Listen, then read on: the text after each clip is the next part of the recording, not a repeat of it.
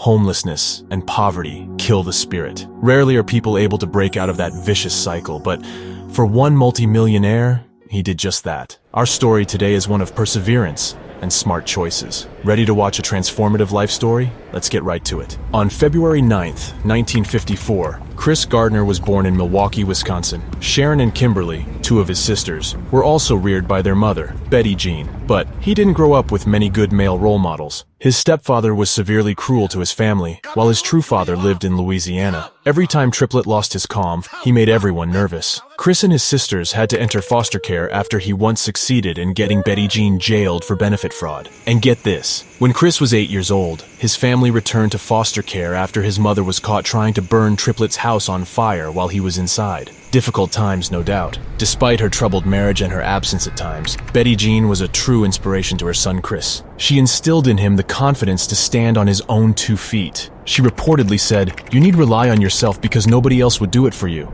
according to Chris. Chris observed the negative things like alcoholism, domestic violence, and terror from a young age, and knew he didn't want any of that in his life. Mr. Gardner, who was just 27 years old, and his kid were living on the streets of San Francisco. He was working as a trainee at a stock brokerage, but he was still unable to cobble together enough money for a deposit on housing. He and his son thus slept wherever they could find a place to do so, including under his desk at work when everyone else was out for the day, in the restroom at the railway station, and in parks. They ate at soup kitchens, and Mr. Gardner spent what little money he had on his son's childcare so he could get to work. But despite everything that was going on, he still did fantastic at work. The man was naturally good at selling stocks and shares, and Dean Witter Reynolds, his employer, saw this and hired him on a full-time basis after his training term. His career took off once he and his son were finally able to secure a place to call home. He was resolved not to let anyone control him and to be his own boss. Chris Gardner founded Gardner Rich & Co., a brokerage company, in 1987 in Chi-Town, Illinois. They were all focused on managing large debt, equity,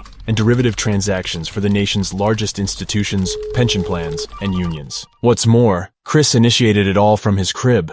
He invested $10,000 of his own money in a hardwood desk that worked as both his family's dining room table and desk. He gave the business the name Gardner Rich, in honor of the renowned futures trader Mark Rich, whom Chris loved, even though they had never met in person. Chris Gardner became the head of Christopher Gardner International Holdings, which has offices all over the world in New York, Chicago, and San Francisco, after he gained money in 2006 by selling his part in Gardner Rich. He was living the American dream. He had a conversation with Nelson Mandela about investing in the developing markets in South Africa, while he was there to observe the scene on the anniversary of the end of apartheid. Chris had grand intentions to make a move that would net him a ton of money and provide hundreds of people work. Overall, Chris Gardner's net worth stands at $90 million, a testament to his hard work and strength of spirit. Let's now see the educational value behind this story.